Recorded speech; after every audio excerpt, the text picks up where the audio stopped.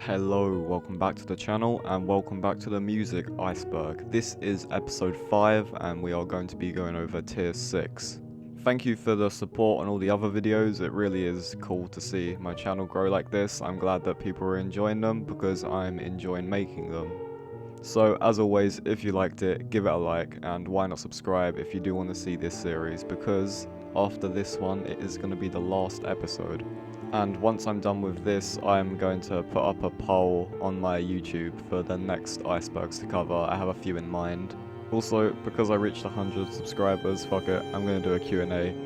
Ask a question, put Q&A in all caps in the comments below before you ask it, and I'll be doing it in a few weeks.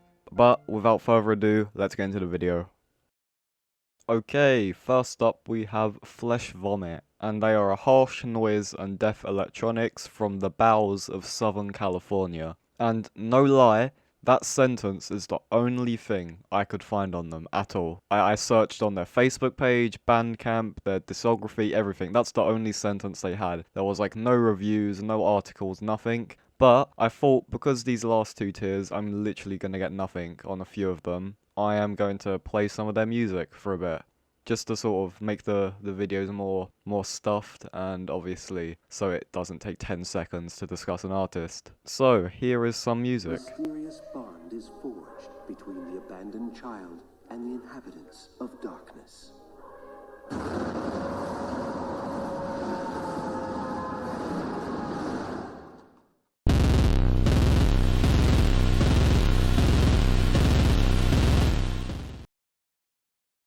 Okay, next we have Elklink, and there are two members in this, Ardris Hoyos and Graham Lambergin, and they have 2 albums together. This next bit which I have now is what they wrote about this album which you're seeing on screen now, The Rise of Elklink. The Rise of Elklink originally appeared as a cassette on the storied Pomolari label in 1999, behind the ambiguous Monkey Lurked core Shadow Ring member Graham Lambergin, aided by Ardris Hoyos with a cameo from fellow Shadow Ring bandmate Tim Goss. Although The Rise of Elklink was produced in tedium with the Shadow Ring's Lindus LP, the two projects were different in an intent. Song from and narration were replaced by walls of quiet, crumbling noise vocal, concrete, meaningless, stoned monologues. Captured to 4-track in the back room of a small carbon creche in Miami, this LP reissue restores all 6 tracks from the original cassette and adds the Elklink contribution to the Color in Absence Sound CD comp. Lovingly remastered by Jason Leckercat and Glycering Labs. Here is a song from The Rise of Elklink. This one is called Tension Tech. That's tension tech, you can feel it in your legs. That's like a tidal wave of pain inside your trunks. That's tension tech spreading up the knees. Free damage. Next we have Tugo Srao, I believe it's pronounced, and they have 212 releases, and they are a noise and sound collage band. Again, that is literally everything I could find. I mean, I did have a lot of fun looking at the images because I find their like imagery, it was quite weird, quite interesting. And their song was also very interesting, the one which I'm about to play for you now. So because I got a lot of photos for this one, enjoy this slideshow while listening to their music.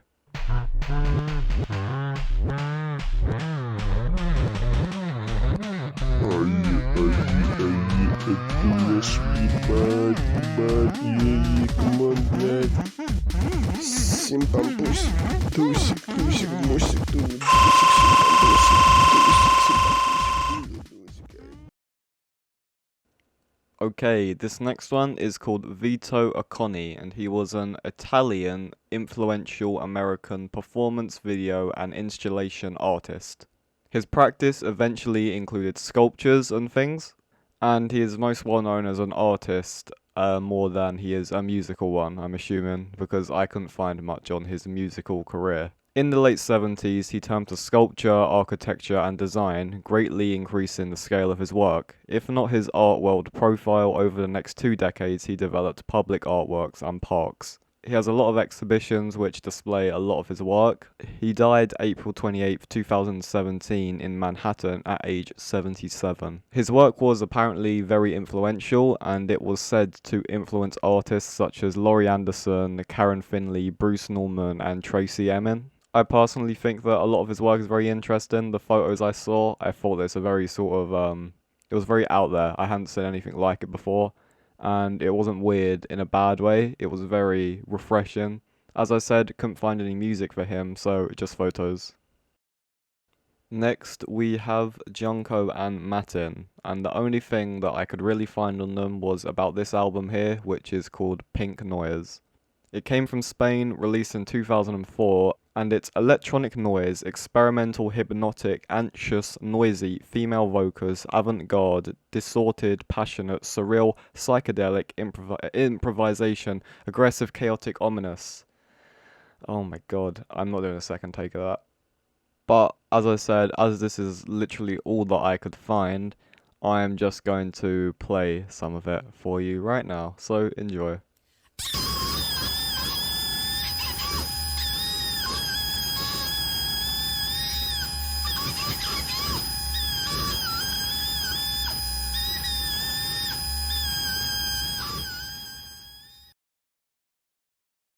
Next we have Figure with Me, and I could find even less about this than I could the other ones. You thought I couldn't find much, I couldn't find anything about this, literally nothing. But I have the Bandcamp page here, so there's that, and the only other thing I could really find is that I'm pretty sure the name was based off of a painting, which is pretty cool painting. Look, it's pretty cool, I would say. Also, the only other thing which I could find was one of their albums used this image here, which is a still from the film Tetsuya the Iron Man, which is, I like that film, so that was just a cool thing to see. But apart from like the references, I couldn't find anything like actually about them, so just listen to the music. The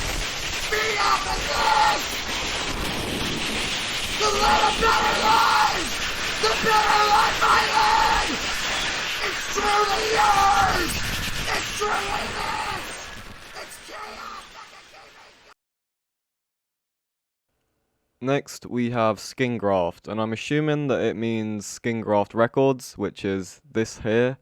The reason it makes me think that is because they have a lot of wave and noise rock, and that sort of fits all the other bands, you know, genre and things. So I'm assuming it means this, but they formed in 1987, and it was begun by Mark Fisher and Bob Sayers as a small-scale publisher of bizarre comic books and fanzines. The label's first record was released in 91 by founder Mark Fisher. He said that the label in 2000, Skincraft, is a comic book company that puts out records. Bands who have recorded for the label including Dazzling Killmen, Kill on Jackie, Bryce Glace, Cheer Accident, and a lot of other bands that I can't pronounce. The song which I'm about to play you, I like. It's actually a pretty good song because I'm into like, I guess I'm into noise rock more than noise music, but that's just my opinion. But I quite like this song, so I think I will actually listen to some of their stuff in my spare time.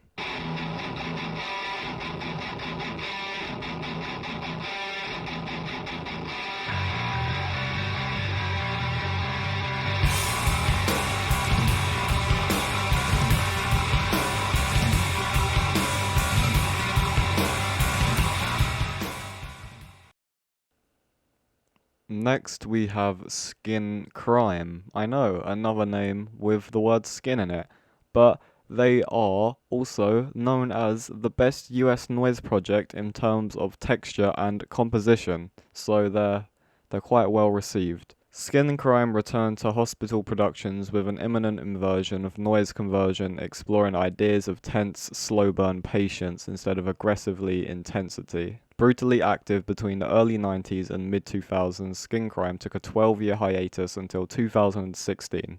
One of their albums was a bleak album inspired by Japanese mythology and ghost stories, which have paved the way for this new one. Where the band's Patrick O'Neill and Mark Jameson continue to refine their instincts into the dankest band of organic ambient noise, in key with their ghostly Japanese muse, specifically the Banko 1968, or ghost cat movies of the 50s and 60s, as well as writing of Lafayette Hearn.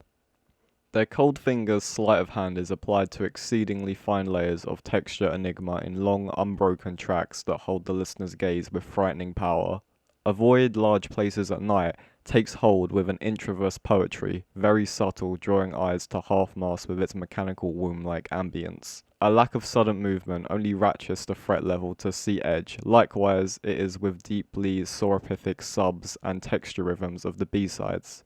So, as you can tell from what I've just read, which was a review, they are, like I said earlier, very high received and, I guess, like they said, one of the best noise projects of the US.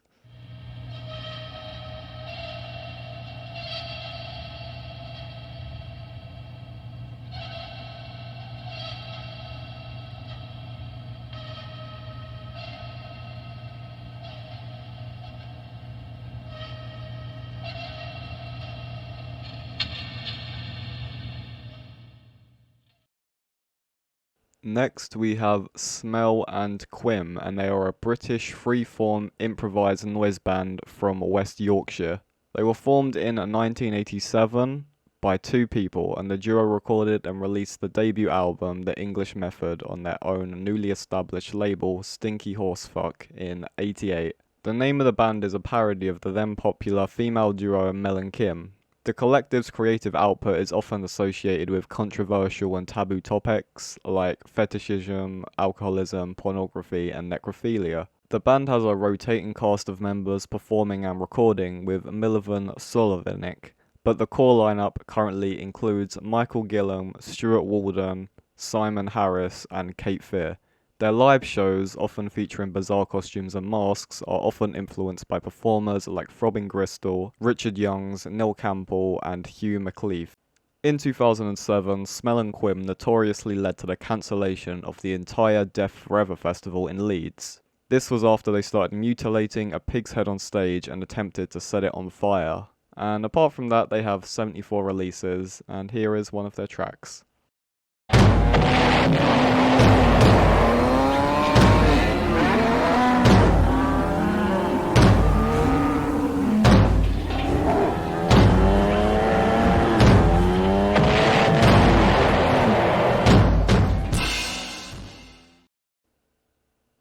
And lastly, we have Stab Electronics, who is also known as Keith Finman. It's a power electronic noise project from the UK which started just after Marco Colabelli, also known as Atrax Morg's death, as a tribute. Themes are based solely on paranoia, deep depression, sexual anxiety, male and female perversion, and dealing with problems of inner self and suicide. There isn't really much else to say on them, as I did cover Atrax Morg in an earlier video, but they do have 14 releases, including 8 albums, and here is one of their tracks. And you're proud of that, huh? Someone just recognized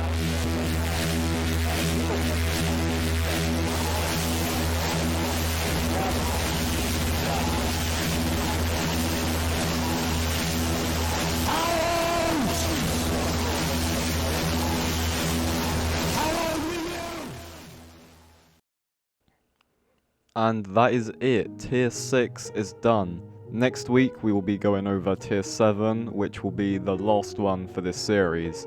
And after that, the week after I do number 7, the 8th tier of the website Iceberg will come out, because that has one more tier. But that is going to be it then. After I've done that, I'm going to put up a poll. By the time this video comes out, the poll has probably already been up for my next Iceberg.